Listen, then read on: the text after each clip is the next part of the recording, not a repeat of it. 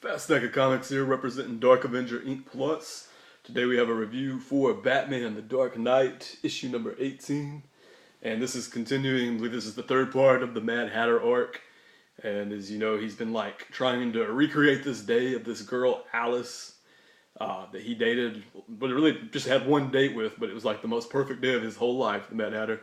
And he's been trying to recapture that date, and he's been recruiting all these different people to try to recapture that date, to play these different roles of people of that day, and if they don't fit what he's looking for, it's got to be perfect.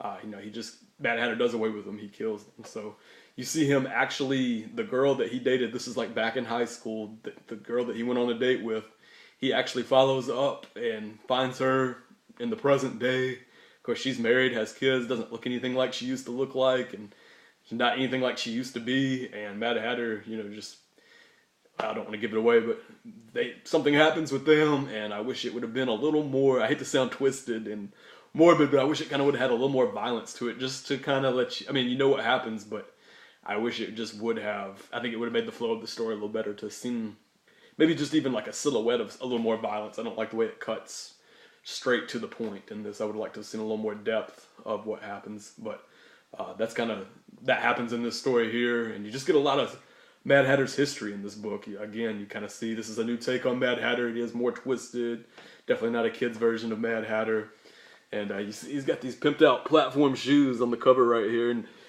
the story explains why he's wearing those. And another cool thing that we get shown is Mad Hatter has all these different teas that he drinks that give him different attributes like speed or agility or strength or the ability to take on more pain and stuff, these different teas that he drinks, and Batman comes across them and he's like, wow, the Mad Hatter kind of has his own utility belt here with all these teas. And also in the book, you got Catwoman. She comes looking for love. She's beating on the Batman's door, and Batman's like, ain't nobody got time for that. He ain't trying to hear it.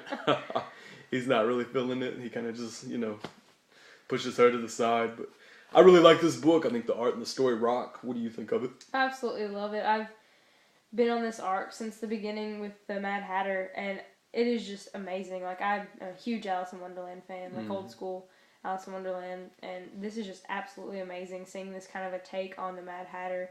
He's very just out there and crazy, and I love how you see a bit of his history there, and it always goes back in flashbacks for the Mad Hatter in this book, back in time, I guess, for him, sort of, and it shows his struggles, and they was showing one part where he was debating on taking a certain kind of medication or not, and that was his struggle with that, and it was interesting to see.